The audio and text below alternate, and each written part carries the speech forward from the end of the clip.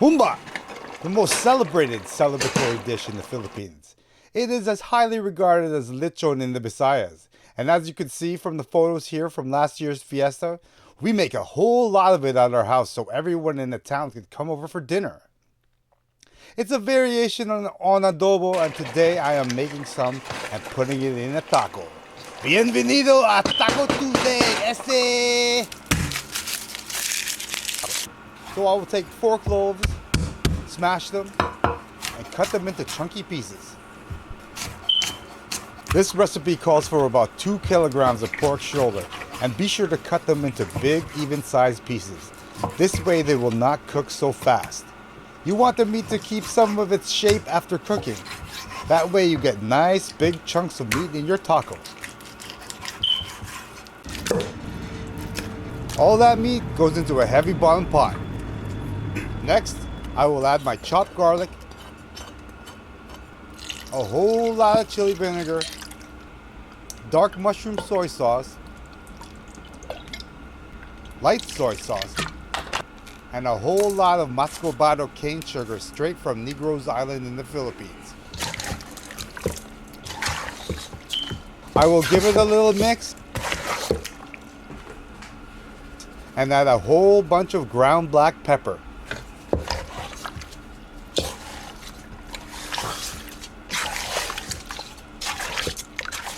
Then I will give it another mix and add 4 bay leaves. Then I will put it on the stove, bring it to a boil, turn it down and let it simmer. Now we get to the ingredient that distinguishes adobo from humba, and that is fermented salty black beans. Strain the beans and put them aside for later. While that is working, I will get to work making my garnish. Tacos go really well with pico de gallo, or as you gringos call it, salsa. Sorry to rain on your parade, but salsa is a sauce and pico de gallo is pico de gallo. But since this is a Filipino taco, I'm making mango de gallo. White onion comes next, followed by cilantro. All of it goes into the bowl with a lot of chili vinegar and a lot of salt. Give it a mix and put it aside. This is what it looks like after about 5 minutes of simmering. Give it a mix to make sure the meat is covered by all the marinade. See how the color of the meat has changed?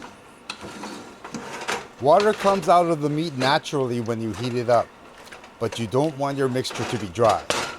I will add a touch of water now and continue the simmer.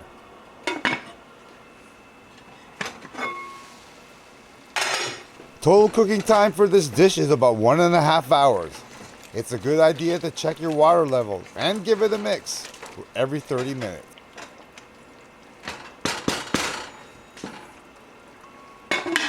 Once the meat is 3/4 cooked, I will add the strained beans and thoroughly mix them in.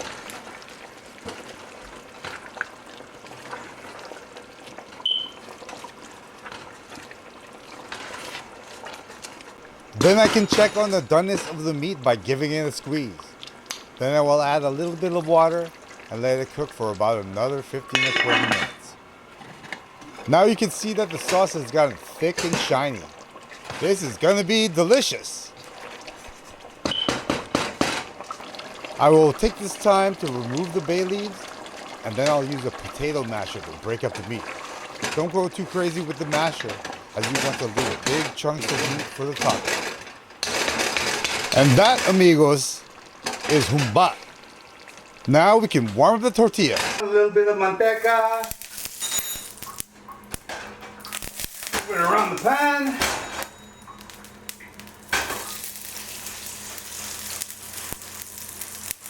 We can put our tortillas down.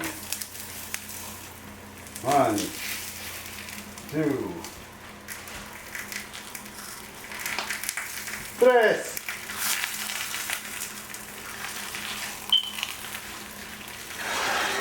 We're going to warm these up.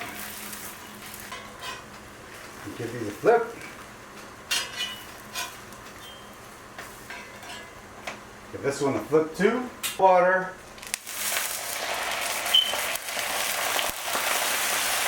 Steam them through. We're gonna get the tortillas, which are nice and warm, right onto our cutting board, where we will serve. I'm gonna serve it from. Last one here.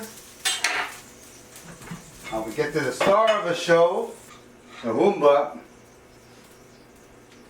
Don't be stingy with that.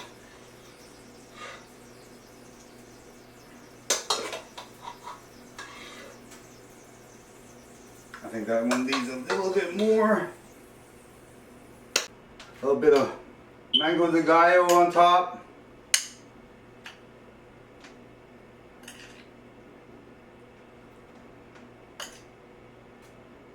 A little bit of lemon. Gonna take a picture of that.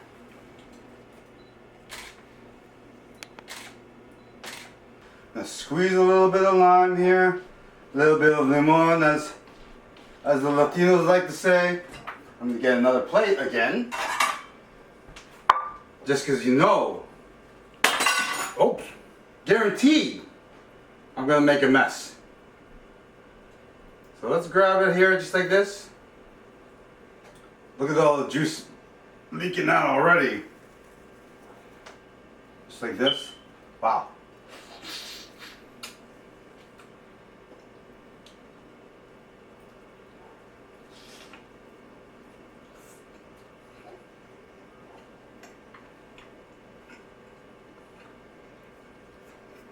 Wow. Ooh, wait.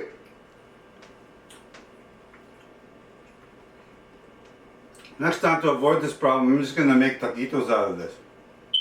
Taquitos are deep fried tacos, or they're either called taquitos depending where you're from, or they're called tacos dorados depending on where you're from. But that's another episode.